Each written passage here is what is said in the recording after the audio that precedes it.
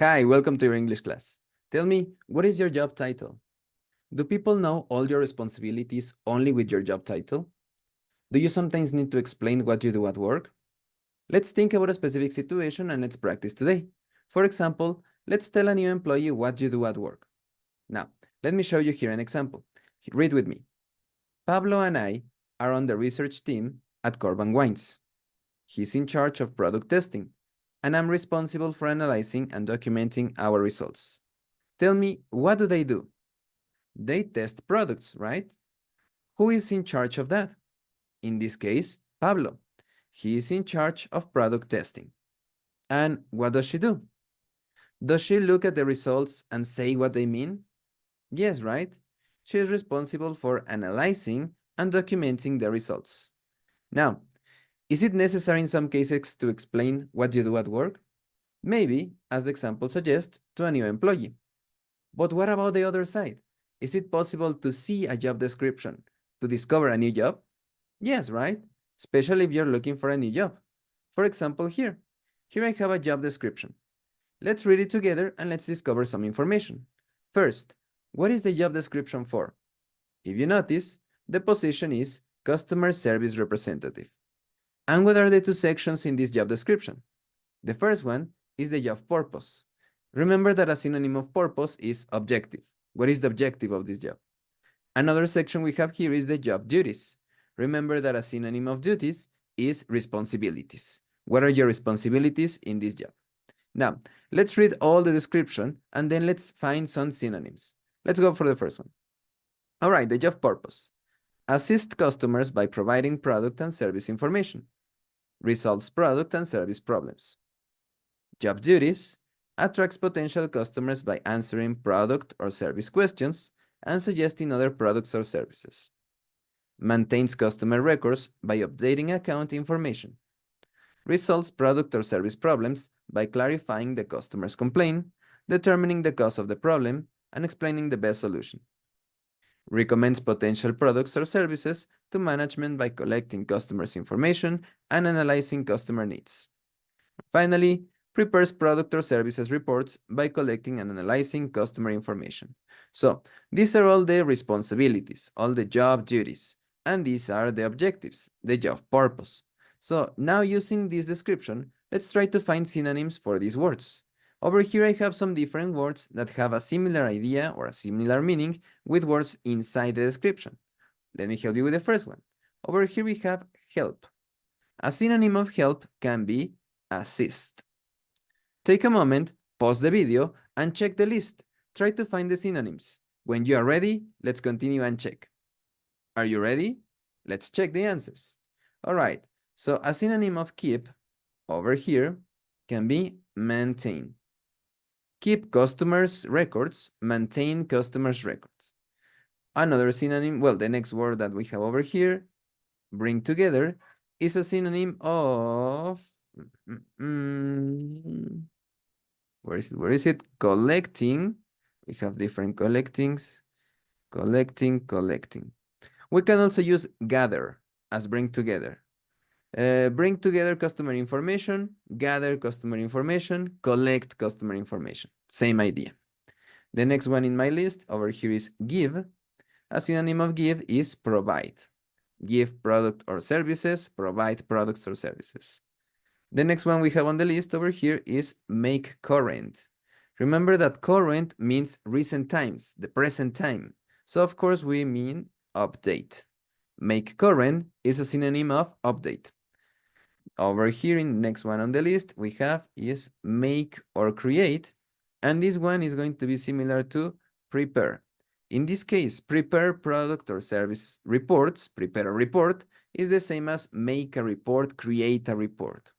Over here, the next one on the list, we have find a solution. Very similar to Spanish, we have resolve, but we also can use answer as the same one as you know. Then we have over here, number 8, make clear. And make clear is here as clarifying. So clarify the customer's complaint, make clear the customer's complaint. Right.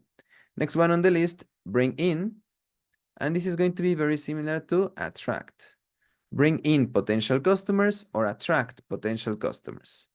And the last one we have over here on the bottom, we're going to use decide, and decide is going to be similar to determine. Decide the cause of the problem, determine the cause of the problem.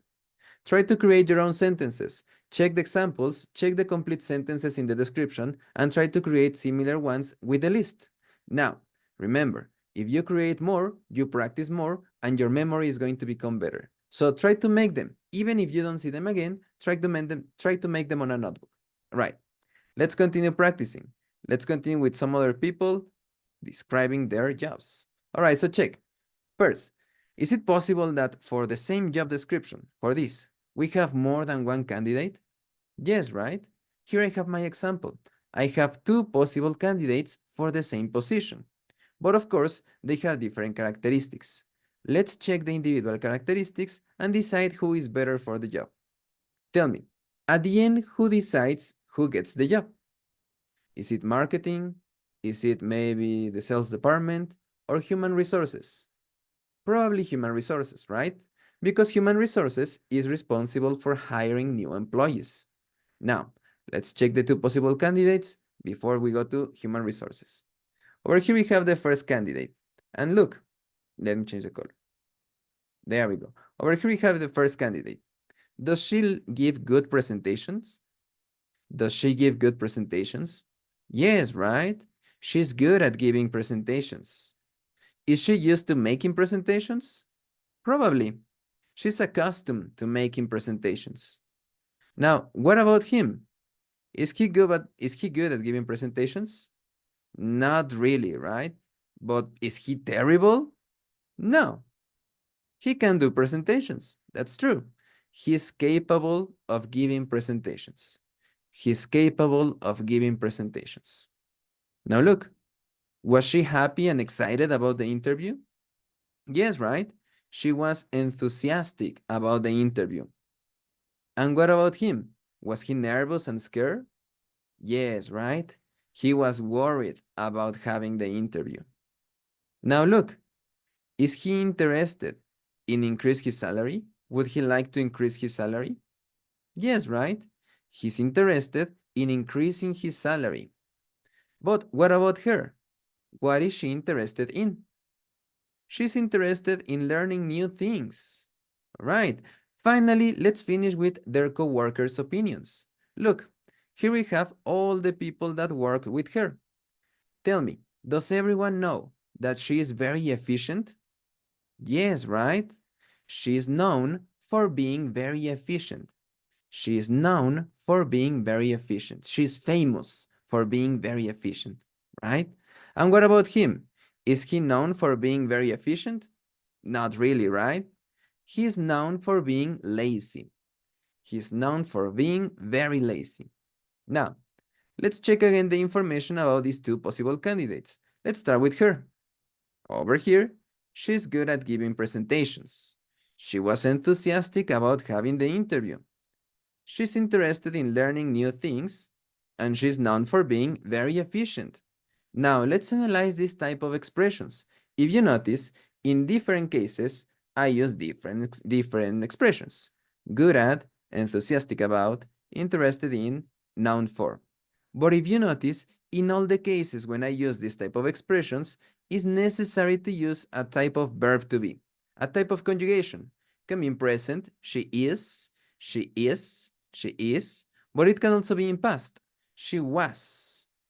It's necessary any type of verb to be. And the other thing that is necessary with this type of expressions, if you notice, is to combine with an action in gerund or that ends in ing. So all the sentences follow the same structure. Notice, she's good at giving presentation. She was enthusiastic about having the interview. She's interested in learning new things, and she's known for being very effective. Now, let's compare with the other candidate and use similar sentences. Over here we have, he's capable of giving presentations. He was worried about having the interview. He's interested in increasing his salary. He's known for being very lazy. And the same as in the previous case, if you notice we need to use a type of verb to be, then one of my expressions that we practiced today, and then a verb in gerund that finish with ing. Now, let's go back and let's finish. No, let's go back. Let's finish our class with the purpose for this. Remember, the purpose for this class is to tell a new employee what you do. So, here I have some ideas. I have some incomplete sentences and phrases similar to the ones we practice over here. So follow the same structure and the same rules, and create some complete sentences with your information. Let me give you an example. Over here, I'm responsible for grading exams. I'm enthusiastic about teaching classes. My boss is known for working all day. I'm interested in collecting cards. I'm not accustomed to working on weekends. I'm good at explaining grammar. So there you go. Think about your own responsibilities, your own examples, watch the video again if necessary, and let me know in the comments if you have any doubts or questions. As always, one more time, thank you so much for being here. Thank you so much for your like, for the subscription, and for sharing this video with whomever you think might need it. I'm Teacher Eddy, and as always, I'll see you next time. Bye-bye.